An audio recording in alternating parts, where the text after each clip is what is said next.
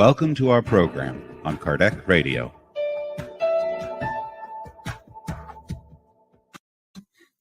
Welcome, dear friends, to Kardec Radio in one more health and spirituality program.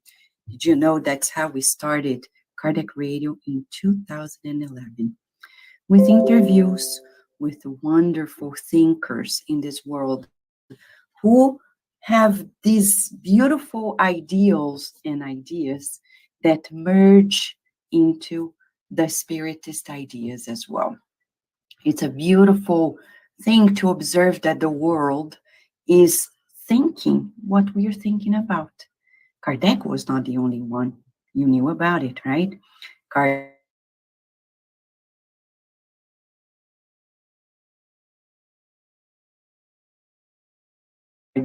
it's not only us.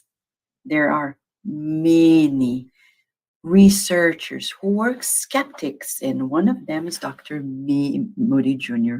Raymond Moody Jr. will be joining us pretty soon, and he was 50 years ago, a little more than that, 52 years ago to be precisely.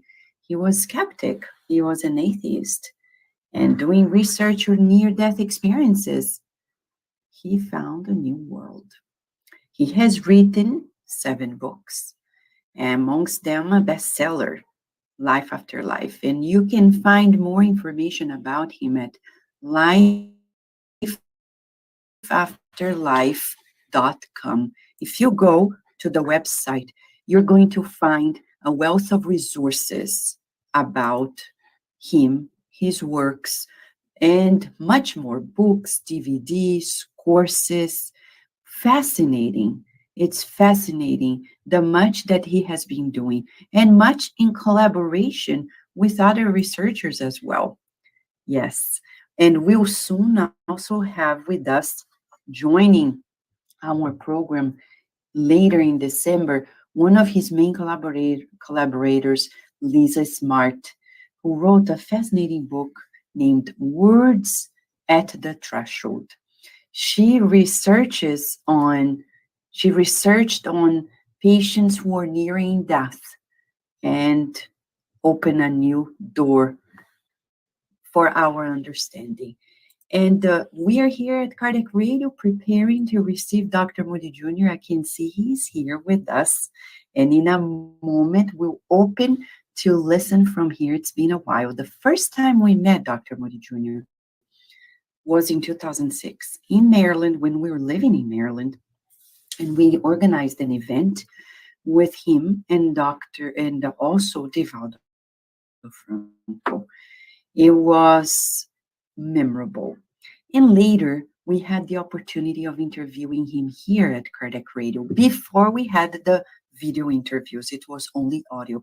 And you can access those fascinating interviews by going to SoundCloud, Kardec Radio, and all the podcasts are under our program, Health and Spirituality, and you can access it all.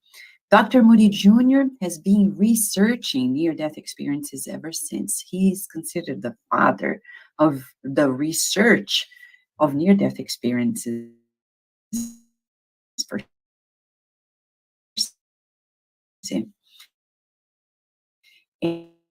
And the most interesting part was an atheist. He discovered a new world, but not only for him, for everybody. The world that those people found out had an impact on him and in all of us, all the readers of his books. And today we are delighted that we're bringing him back. It's an honor for us at Kardec Radio to have him here with us. We have an open heart and much warmth to welcome him here, and feel free to ask your questions if you find that you would like to talk to him. He's here with us right now, and I'm welcoming him to join us. Thank you, Dr. Moody Jr. How have you been? Hello, it's so good to see you again. It's wonderful to see you and listen to you at the same time. Yeah, this is great. An amazing technology. You know, I've been very good at extrapolation. When I was a kid, I saw all sorts of things coming, but I never saw this, you know, this internet thing that you can actually, I mean, you know, when I was a kid, now Yeah. you can do it at home. That's pretty cool.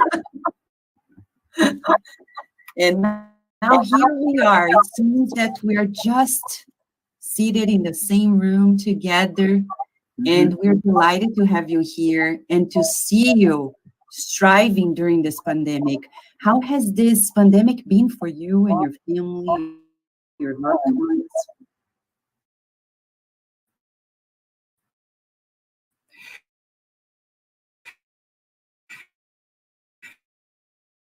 Well, you know, I worry about worried about your kids, right, and grandkids. So that's where my worry is. But you know, I really haven't been very upset by this myself. I mean, I certainly hope I don't get the COVID because I'm not afraid of death, but I don't want to have trouble breathing. You know, that's not my cup of tea. But in terms of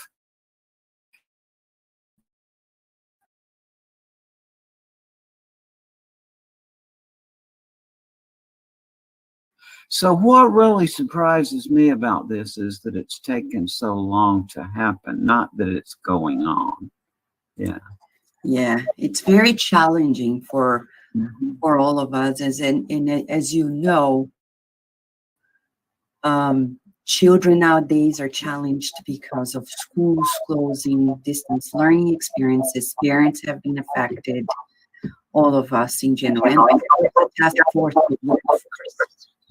So, for you who have been doing this research on near-death experiences for Mhm. more than 52 years, you've published bestseller books like Life After Life, Mhm. and you were an atheist back then. And Well, what right? it was that was I would say more of an agnostic. My dad, when I was a kid, he had been in World War II as a medic. He was a surgeon, military officer, and if you put now, you know, that generation talked. But when he came back from the war, that he was very sarcastic and hostile toward religious things. And to me, it just was a whoops here. So Yeah, like maybe we should just go on talking. Is that okay? yeah, you can. No, that's okay. Good. And my son is Carter. My son is the expert on all this. All right, that's good. So You have the privilege of having somebody around to help you out, right? yeah. But looking back at it, I realized that, you know, that generation didn't talk, and probably what happened to him was that he was so traumatized by what he had seen in the war. He was in the Pacific Theater, and so I just grew up. I wasn't interested in religion, and it wasn't that I was an atheist. It's just I guess I sort of assumed that you can't know whether there's a God or not. And my focus was on astronomy, number one, and also on nonsense. Since I was a kid, I've just been fascinated by language. I got my PhD in philosophy, and one of my special areas in it was philosophy of language. And so what I've always been interested in since I was a kid was Lewis Carroll and Alice in Wonderland and Dr. Seuss later on. Okay? And so when I was very young, I realized that the world doesn't make much sense. You know, when I was looking through my telescope and realizing you can't make sense of this thing we're in. You ask yourself the question, how big is it? But either answer you can give seems impossible. Like you say, if your mind goes out to the wall, right? But then you say, but there's got to be something on the other side of a wall, right? Mm-hmm. But then the other option seems to be it goes on forever, and that's nonsense too. So I've always been very accepting of nonsense. But I went to UVA, University of Virginia, when I was in 1962. I was 18, and my intention was to become an astronomer. But reading Plato's Republic in my philosophy class, I got hooked and on philosophy, and I was a philosophy major. But Plato was the very first person I ever encountered who took the notion of an afterlife seriously. And what the Republic is about, in a way, because it culminates in this very dramatic near-death experience. And I got to talking with my professor about it, and he told me that these early Greek philosophers studied cases of people who were almost died and recovered. And that's how I got interested in this. But at the time, I knew about the philosophical debate, like Plato took it seriously and took these as indicators of an afterlife. But Democritus, about the same time, a little earlier actually, studied these things too. And he said, oh, it's just the residual biological activity of the body. The same debate we have today. And so basically, it never occurred to me that this might be something other than an ancient Greek phenomenon. But 3 years later, I met Dr. George Ritchie. I think you've probably heard of him. Yes. And George was just a wonderful man. He was a professor of psychiatry at the university. And I heard his experience when I was an undergraduate. And I knew immediately that George was sincere. I mean, I didn't know what to make of his experience, and then I went on and was a philosophy professor for a while, went to medical school, and throughout this kept on hearing cases of this and have now heard thousands and thousands. I never, Dr. Anseloni, I never put any stock in that idea that this is oxygen deprivation to the brain. Because mainly on philosophical grounds, because in the real world, we just don't know what the relationship between the mind and the body is. If you go beyond conjecture on that, you're just fooling yourself. So I didn't know. But then also one of my own medical school professors told me about an experience she had when she was resuscitating her own mother unsuccessfully. But during this resuscitation, she herself got out of her body and saw her body and her mother's deceased body down below, and encountered the spirit, as she thought of it, or of her mother outside of her body, and saw this tunnel and light. And generally speaking, I've heard many others of those, but if it's oxygen deprivation to the brain, then why would a bystander who is not ill or injured have the same experience? So something else is going on than oxygen deprivation to the brain. It took me a long time to really, because I am inherently a skeptic. I still am. And skeptic doesn't mean what the people who organize themselves as skeptics, that they don't know what they're talking about, frankly. Because that point of view is actually humanism.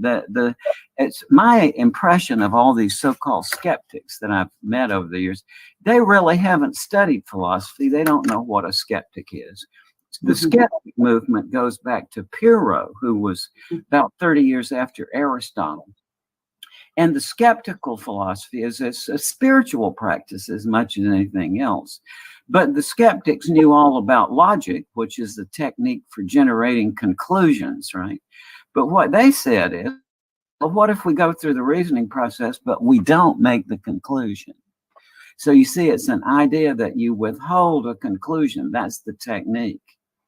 And so it works very effectively, because if you think about it, if everybody else is going in one direction to reach the conclusion, but you're withholding a conclusion, then what that does is that it opens up um, your peripheral vision, and you see side pathways that nobody admits because they're heading in one direction to the conclusion. Mm-hmm. So if you read back what the so-called skeptics tell you, they say, oh, I'm a skeptic about these near-death experiences. I think it's just the chemistry of the brain. Well, that statement is a self-contradiction. It goes into saying, well, I'm a person who doesn't draw conclusions, and my conclusion is such and such. So those people don't know what they're talking about.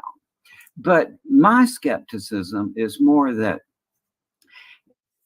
it is that, what's the hurry to draw a conclusion? And I think there's a inherent logical difficulty that in 2020 forbids us from drawing as a logical conclusion that there's an after.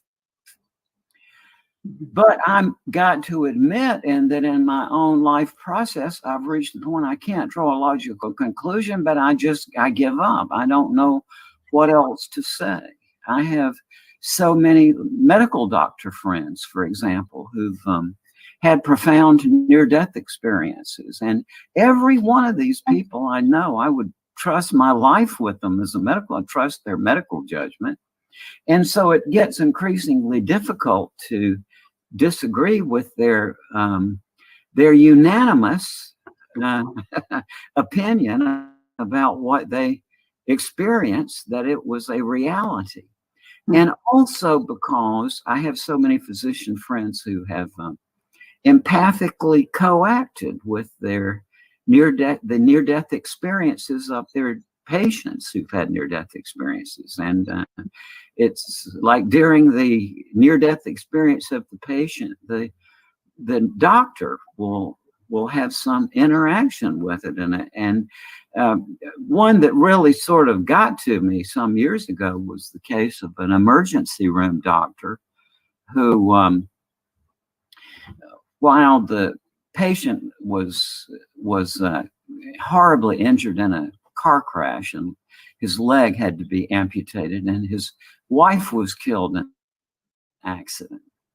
And along with one of his children, another child survived. But while the patient was having a near-death experience in the hospital, the emergency room doctor told me that he was simultaneously conversing with the deceased wife of the man who was injured in the accident. So, at a certain point, it just gets to get the feeling, well, I give up. I don't know what else to say, except to my utter surprise, there does seem to be an afterlife.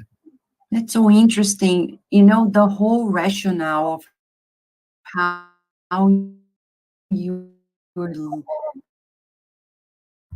leading us to think about it. First of all, I want to mention too, and Socrates in the past, a beautiful interview for us at Kardec Radio means so much, because Kardec said that Plato and Socrates were like forerunners of the Christian. Yeah. Oh, absolutely. This is absolutely correct. And it's amazing to me how little that knowledge is known among the Christian faith, because, for example, I read when I was an undergraduate philosophy student in 1964, I read Bertrand Russell's History of Western Philosophy. And in there, Bertrand Russell points out that Plato's dialogue, the Phaedo, was the basis of the Christian theology of the afterlife. And that seems a startling, pronouncement, but I've asked numerous professors of religious studies about that, and they say, yeah, that's true. So, people who think that they can, probe into Christianity without knowing all about Plato and his ideas, they're just barking up the wrong tree. Exactly. And it's fascinating because the way you're thinking. Recently, we were talking with some colleagues, and they are talking about what's happening in the world nowadays, the new generations. Much is happening at so many levels. And we said, it seems that somewhat many people lost their critical thinking. Yes. Right? Yeah. You agree? Oh my God. Yeah. I was logic and philosophy of language were some of my main areas in philosophy. And I love teaching logic, and people have reached the point where, they don't want to think. Mm-hmm. And it's, I don't want to get on a moral high horse here and be preaching, but what people are missing is fun. It's logic. It may sound like something dry, but if you want to think, then you need to learn logic, because logic makes thinking fun. It's very easy, as we see in the news every day, for people to fool themselves, right? Mm-hmm. But the thing about people fooling themselves is that they're always unhappy, because by definition, self-deception, there's a part of you that knows that you're doing it, right? Mm-hmm. And so that makes people sort of uneasy, that and so they have to try to convince you, because they think that, well, if I can convince him, then maybe this internal discomfort I'm having will dissolve. But it doesn't work. No matter how many people you convert, it doesn't heal your own insecurities.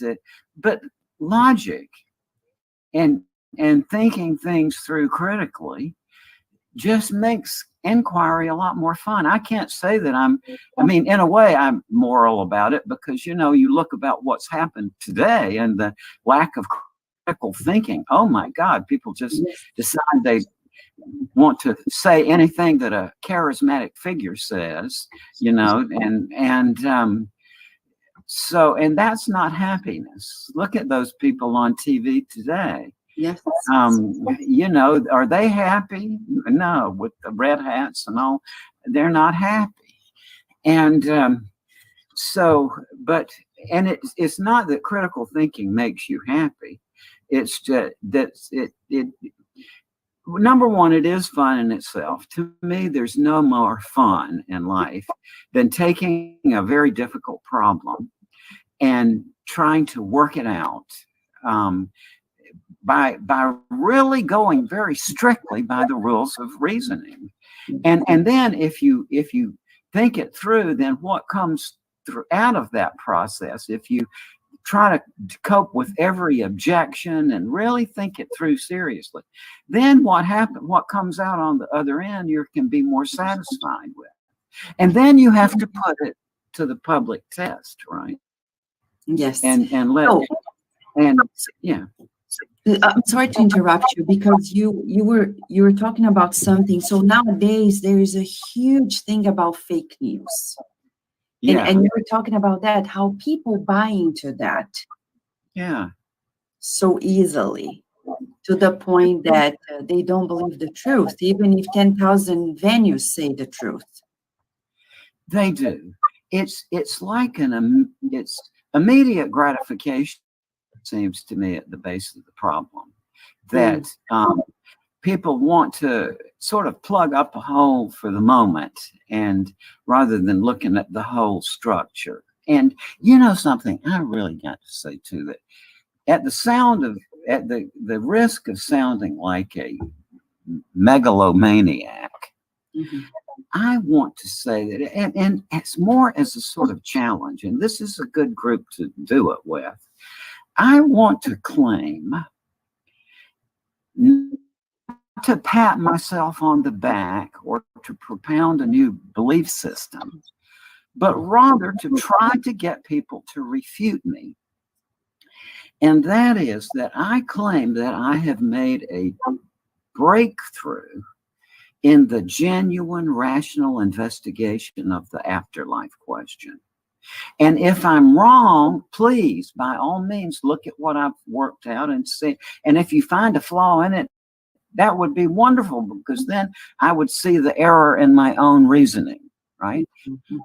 But if I rather more expect, because I have subjected this to a lot of really brilliant scholars who agree that I'm right, then that gives me more confidence that I'm on the right track. But what I have done, Dr. Anseloni, is my interest in unintelligibility and nonsense goes back to childhood. And I did it, my doctoral dissertation in philosophy in 1969 had to do with this question. But, you know, when you really get right down to it, to the real objectives, not the people say, oh, it's wishful thinking or what. Well, you know, that's baloney, because I know a lot of people who positively wish that there isn't an afterlife, right? But the real deal was stated by David Hume, who said, by the mere light of reason, it seems difficult to prove the immortality of the soul.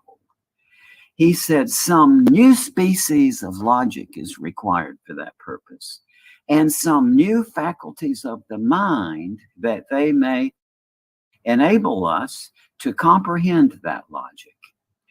Now, I want to say that I have solved Hume's problem. That what he's saying basically is that the mind we have and the logic we have aren't enough to tackle the afterlife question. And I think he's right.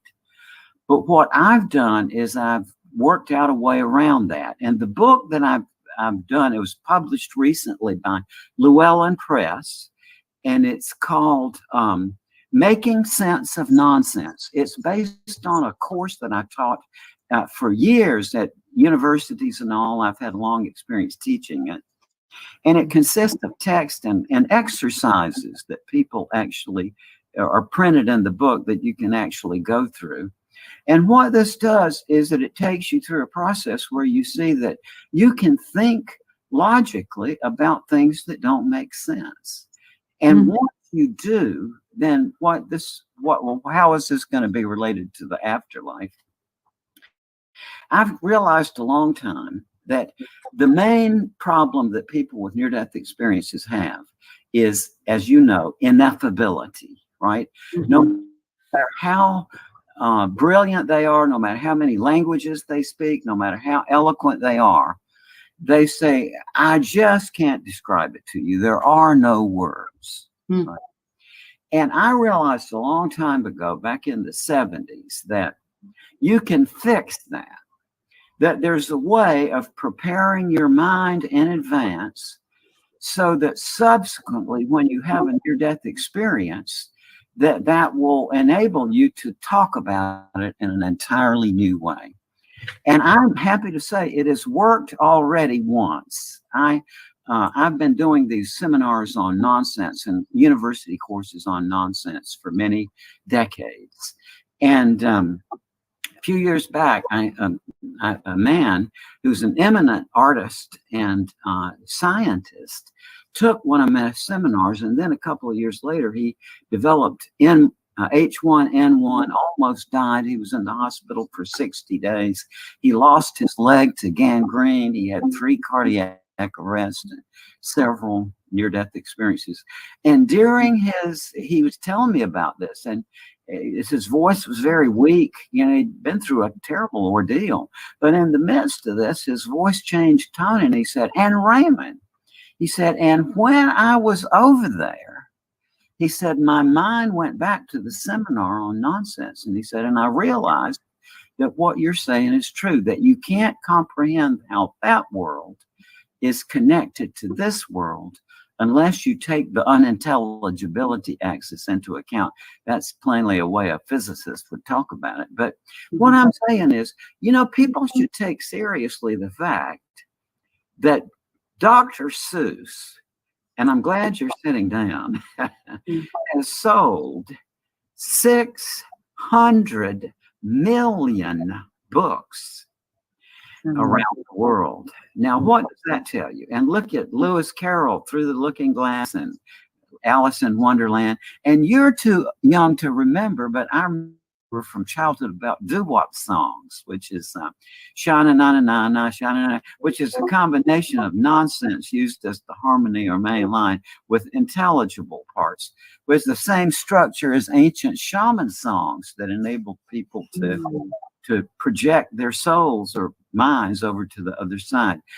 People love Ella Fitzgerald and Louis Armstrong and their scat singing.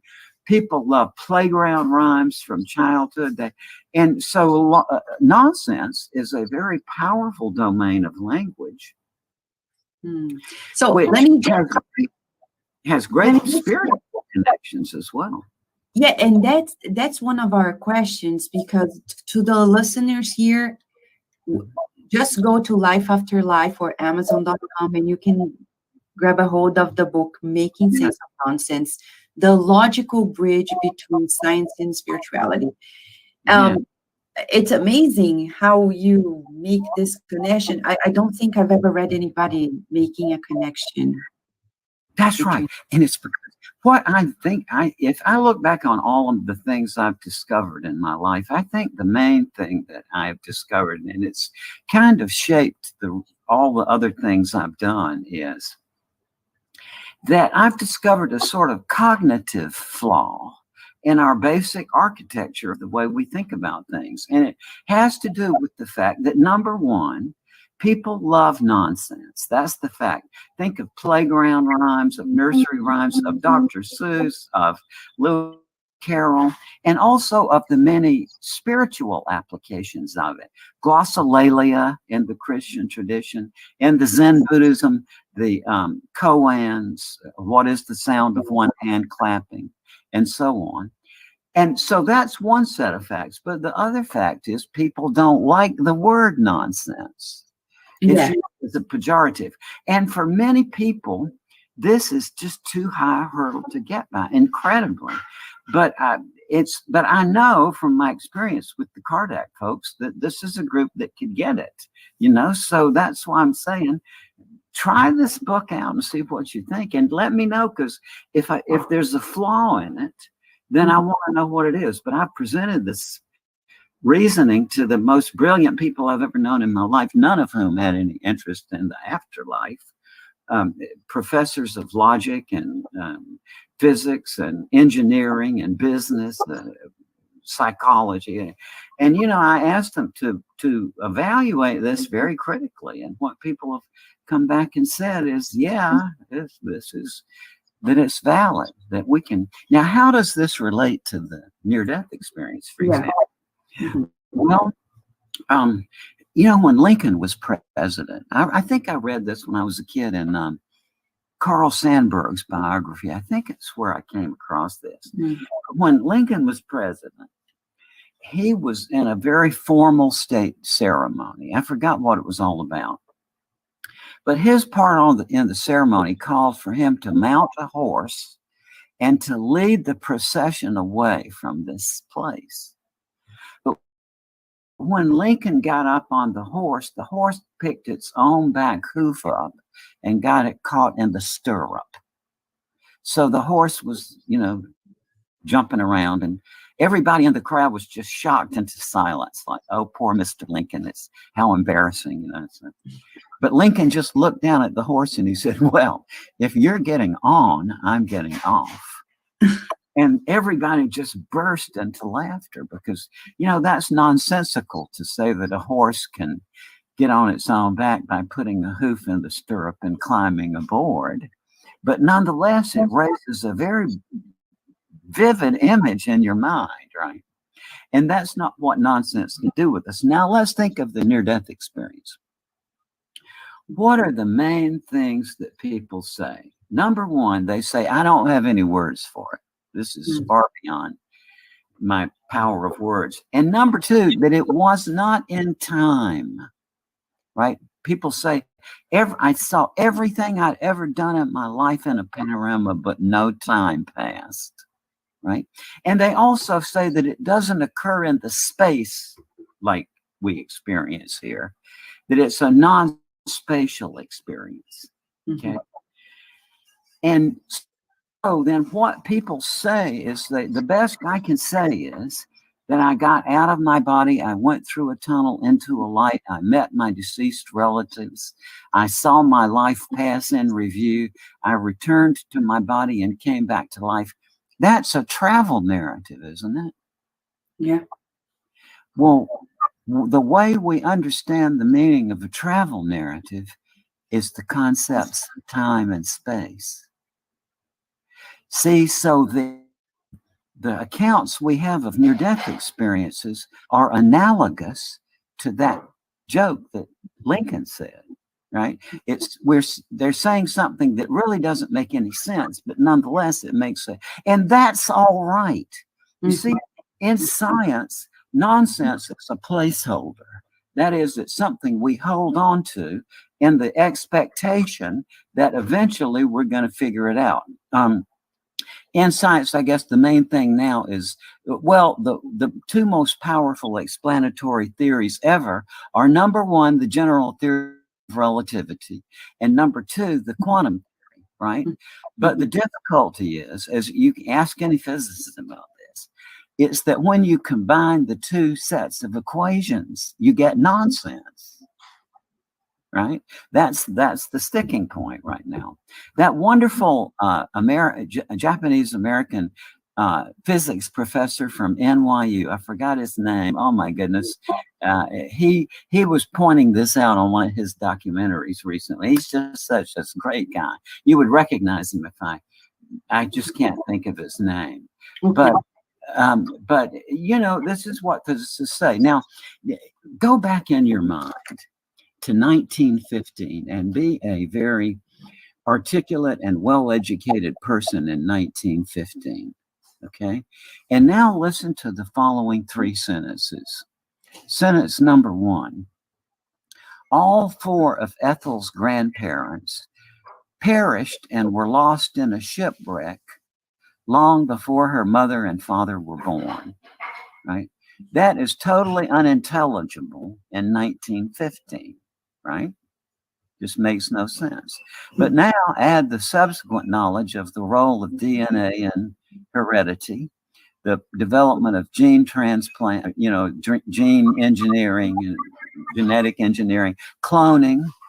And it hasn't happened yet, but we can imagine a scenario of sending down a probe and getting the DNA from the bone, and, you know, clone, so on. So something that was unintelligible in 1915 is now intelligible.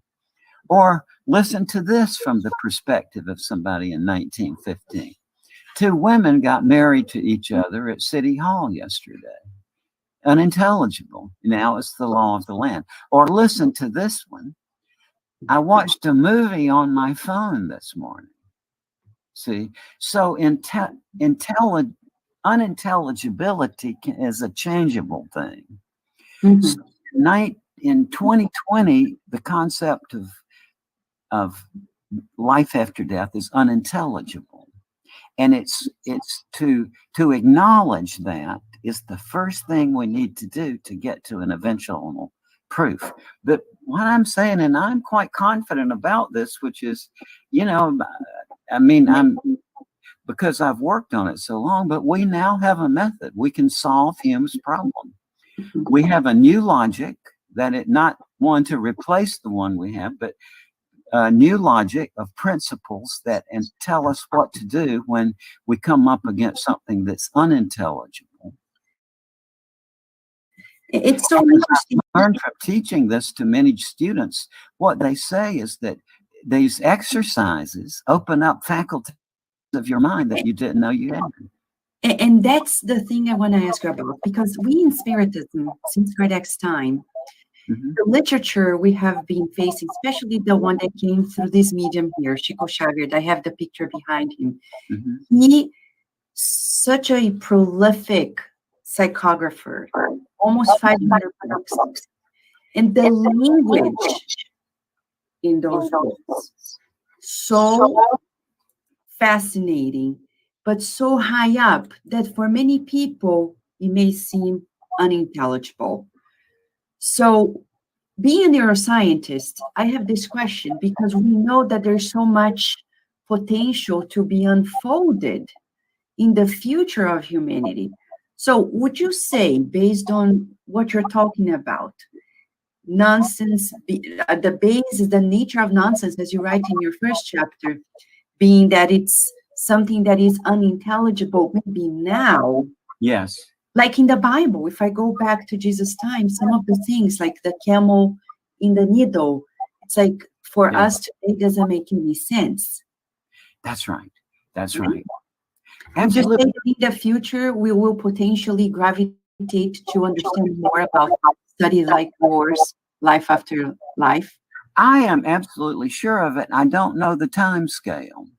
But what I do know, because I've reasoned it out and I put it to test, is that, and I think anybody who reads that book, and I'm asking people to read it critically, because if somebody can find a hole in what I've said, then I would thank them, because that would lead me closer to the truth. But what I'm getting at is that, and generations of students that I've taught this, people have said that it has enormous influences on their subsequent life.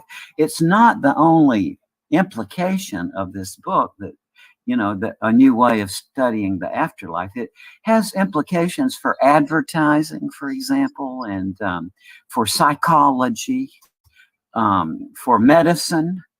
When I went to medical school in 1972, and I had already studying nonsense for a long time, and I realized that that there's different types of nonsense, and I'd realized that in reading Dr. Seuss and Lewis Carroll, and I'd sort of cataloged them. But when I began to go on the wards as a medical student, what I realized when I went into the ward is that a lot of sick patients talk nonsense. When people are delirious, for example, as any doctor will know, delirious people just go on and on and on nonsensically. Or people you meet in the emergency room who were in it saw a terrible accident. They weren't themselves injured, but they came in to support the injured person or whatever. When you try to get a straight story, they don't talk sense. I mean, people under severe stress, people talk nonsense. Or psychotic people, like schizophrenics, for example, make up meaningless nonsense words. And so what I realized was that the types of nonsense that I heard from my medical patients were the same types of nonsense that Dr. Seuss and Lewis Carroll had written deliberately. So what I realized is that deliberate or involuntary nonsense is nonsense. It has its own structure. And not only that, that even though if you think of this horizontal line in front of you, most people think of nonsense as something sublinguistic, like is below the level of that line. In reality, nonsense is something up above the level of ordinary meaningful language because it has a more complicated structure. Like nonsense, meaningful language you can analyze by just saying which rules it follows.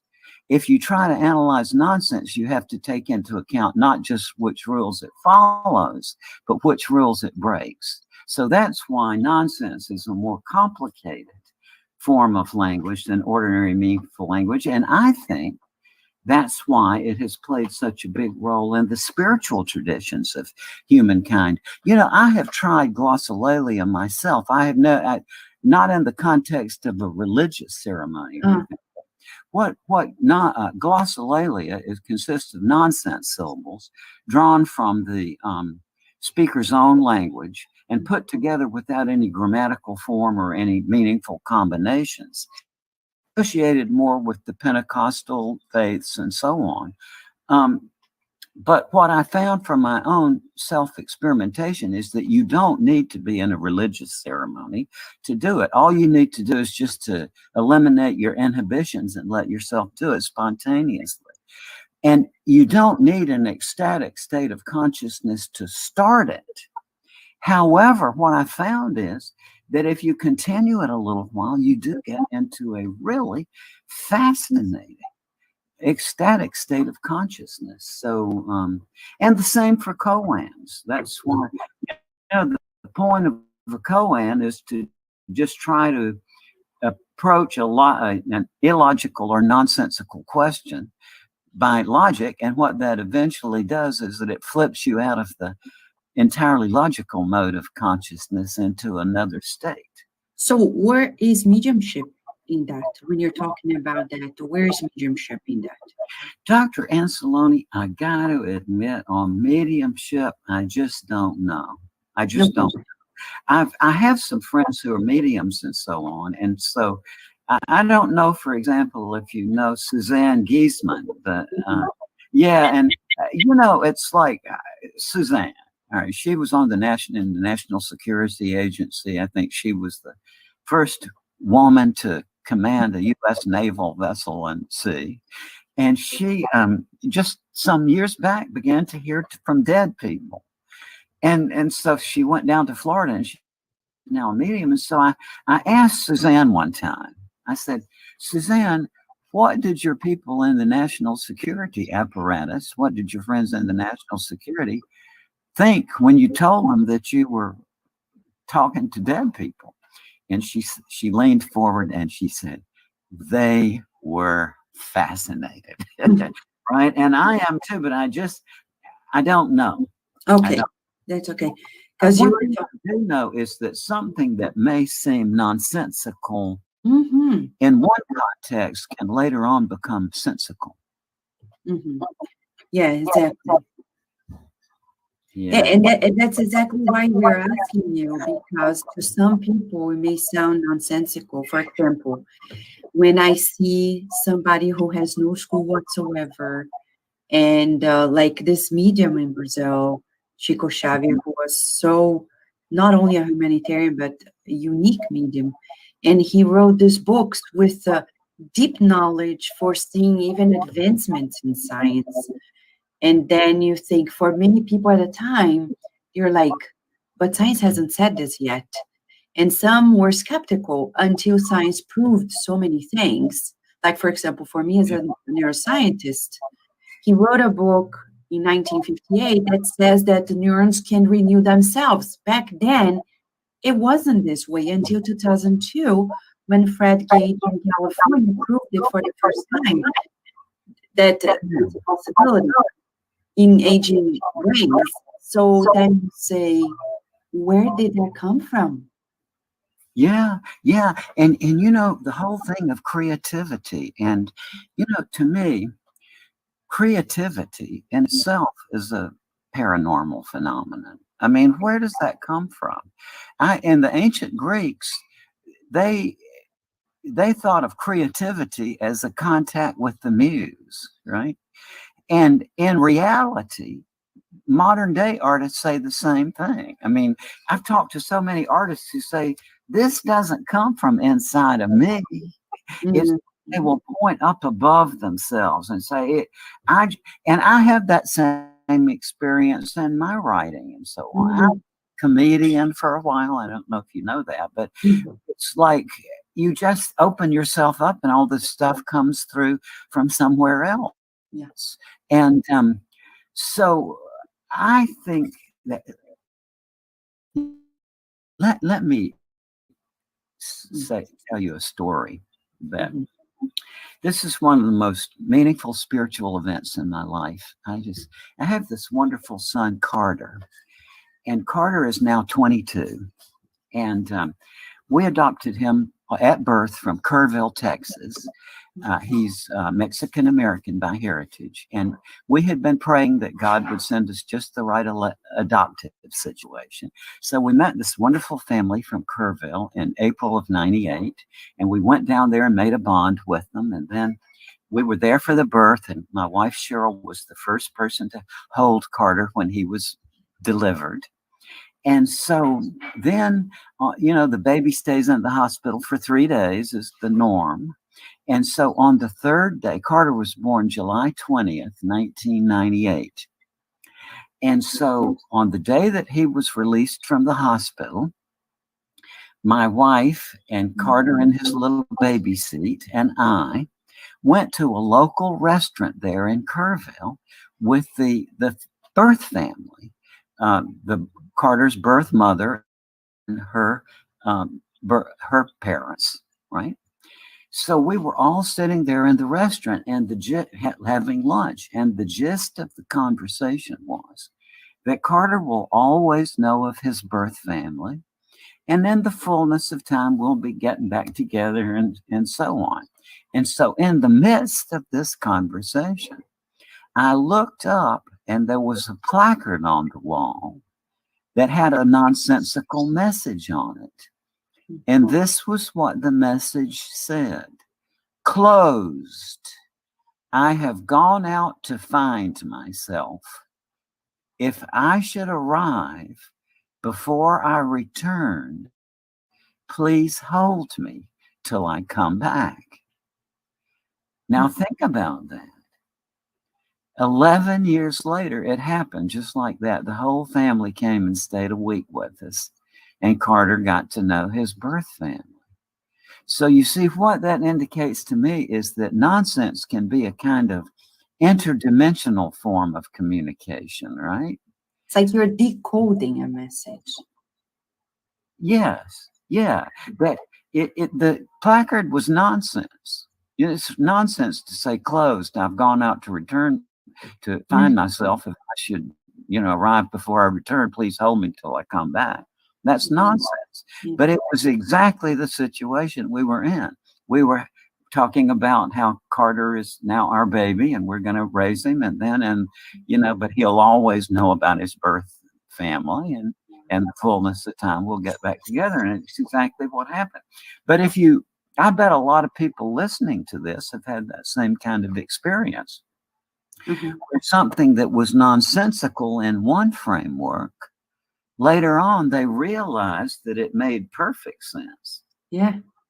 And it's interesting you're saying this, because I can't refrain from saying that when we, like, for example, on Netflix, there is a movie about Kardec and how he started it all. Back then, the spirit phenomena that were happening in France, Paris, France, made no sense to many people. Yeah. They were just for fun. And that's why we call him a codifier, because he saw things that were nonsensical and he made sense of it. In your way of thinking, that's how it is. Yes. It's like people say, for example, Aristotle said that there were occasional reports of rocks falling from the sky, right? Mm-hmm. But Aristotle said that stones can't fall from heaven because there's no stones in heaven to fall. Right. Well, then finally the evidence became overwhelming but at one time, allegedly, Thomas Jefferson, a meteorite fall occurred in New Haven, Connecticut, back in the early 1800s, and two professors from Yale went out and collected the pieces and wrote a paper. And so the paper, since Jefferson was an eminent scientific man of his day, the journal sent a copy of the article to Jefferson and asked for his comments. And he said, "Gentlemen, I had rather believe that those two Yankee professors would lie than believe that stones fell from heaven." And you see, that was the rational point of view. Who could be more rational than Thomas Jefferson at that time? So, when a question arises that is such monumental importance as the afterlife question, yes, and it doesn't respond to our standard means of logical inquiry, one possible alternative is to come up with a new way of looking at things that does make it make sense. Yes. And that's what I think I've done. I mean, I may be wrong, and I'm happy to receive correction, but no, I think that as time goes on, people say, yeah, that's right, that we can prepare our minds in advance to talk about our near-death experiences in a new way when they happen subsequently. Dr. Moody Jr., I have two questions that I can't close the program before asking you these two questions. One of them is about, because I see your latest book as a way to go to the public that hasn't absorbed some evidences, because you brought evidences, not only, the rationale about it. And and you're reaching out to them, especially at this critical time. How do you see people nowadays, because of this pandemic? Thousands of people are dying daily in the United States alone. And we would expect that people would, in the midst of all this chaos, look for answers, look for ways of understanding why this is going on. Do you see any of that happening? Well, I don't know. I have honestly had the thought at times that maybe this American thing about immediate gratification has just gone so far that it's not correctable. And I hope I'm wrong about that. But generally speaking, as we both know, in this kind of societal torment and turmoil, a lot of people do start turning to the spiritual. And just from past experience, I would guess that has to be happening, wouldn't you think? I mean, just because it's always happened in the past that when there's been great turmoil like this, that it's turned a lot of people to the spiritual life. So I haven't seen any evidence of it yet, but I imagine it's happened just because it's been such a regular thing in the past. Mm-hmm. And since you are so deep into philosophy, or you have taught so much about it and logics, and recently in our study groups, we have been talking about the importance of teaching critical thinking at early stages in education, because we're waiting for college to people be immersed in it, and it seems like we're not getting into it. Yes. What do you think? I think absolutely true. I mean, that's just, logic. It's so much fun. I got to say, I wish I had some noble purpose and for my work, but the most fun thing to do, if you want to think, the most fun thing to do is to think by the rules, because if you just try to put together a flimsy argument just to make it turn out like you want, that deep down that it's just baloney. But if you learn the rules and then really try to find, what I have always wanted to know is, I've never entertained the idea that I want to know that there is life after death. What I've always wanted to know is whether there's life after death. But I see a lot of people who want to know that there's life after death, and once they get into that, it's hopeless after that, right? But if you start with the question, C.S. Lewis said something very profound, and I think I can come up with it pretty accurately. He said, if you look for truth, you may find consolation in the end. Wow. But if you look for consolation, you will get neither truth nor consolation. Wow.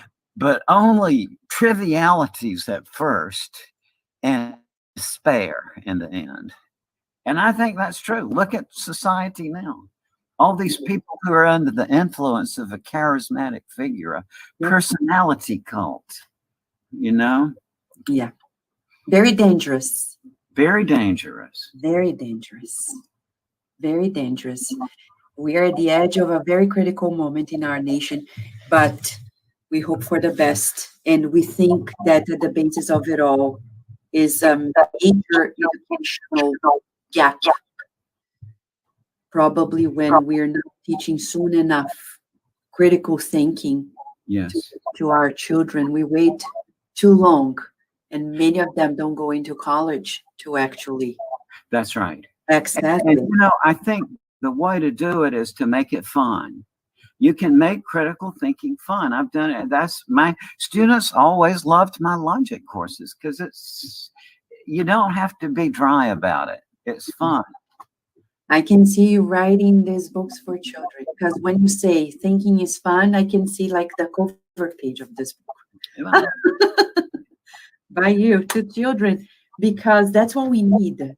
That's what we need. It's a social matter right now to help people think again, Yeah, right? To boost it up. And this absolutely. is all about Kardec.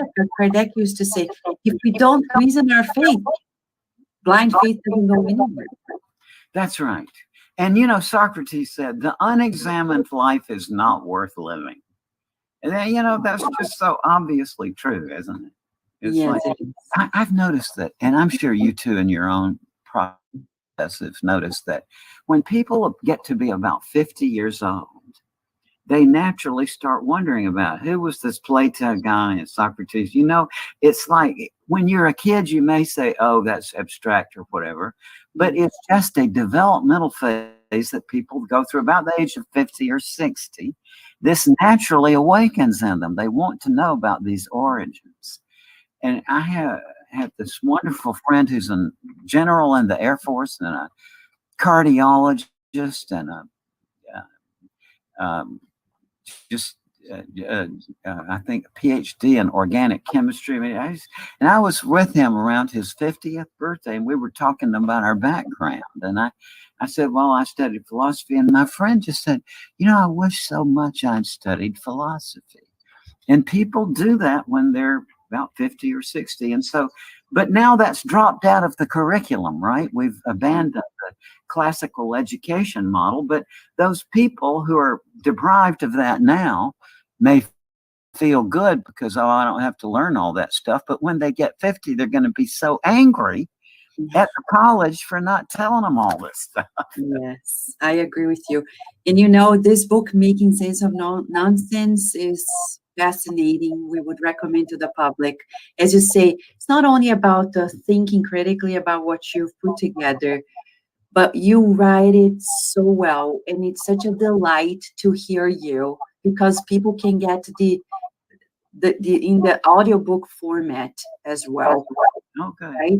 So I'm so sorry we have to finalize the interview, Dr. Moody. Well, you know, we are in a world of time, Vanessa, but you know, when we're out of this place, we won't have that factor. But for now, that's where we are. But I have to say, it's a blessing to have you here with us because we could take whole courses, but I know that you, in your website, there are courses people can take, right? Yeah, there are. I just love teaching, and I know you do too. Yeah, it's great. And I'm just so happy to be with you again. You're just such a delightful person. Thank you so much, and we hope to stay in touch. We recommend to the public to read this book and all the books, 7 books, Since After Life. Just go to lifeafterlife.com and get to know more of the books. And Dr. Moody, would you like to make a final statement before we wrap up the program? Well, I would, because I know, you know, from a long experience with the Kardec folks, I know that you guys are genuinely interested in reasoning and figuring out the big philosophical and spiritual questions. And so I'm just so delighted to be with you. And so I just want to say thank you so much for listening today. And I just wish I could get to know all of you personally. So thank you so much for listening in. Thank you so much. And we want to give you a warm hug and wish you a beautiful new year because we're around the corner from a new year. We hope it's going to be better year for all of us, right? Yes. All right. Thank you so much, Dr. And love to all the people listening. Thank you so much. Thank you. Thank you. So, friends, we have so much to thank Dr. Moody Jr. for being here with us. I know we couldn't see him all throughout the interview, but hearing him is a delight for us. It's so good to hear somebody who so wise and who thinks so logically and leads us into the adventures of thinking, the delight. It's a human ability we need to cherish. And we love when he says thinking can be fun and is fun. And today we had this Wonderful opportunity. We want to thank everybody who has been here with us. A loving hug to all of you. And don't forget, go to the website, lifeafterlife.com, and rejoice with the resources. Because here we have, I would say, in our language here at Kardec Radio, a missionary on earth. Dr. Raymond Moody Jr. is one of these missionaries on the earth who has been making a huge difference, boosting critical thinking in people, but especially about the essence of life.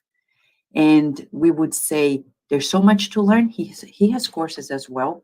Go there, check it out. There's much to learn. After all, thinking is fun. I got it. So friends, we love being here with you. Thank you for watching. And until next Saturday, in one more Health and Spirituality.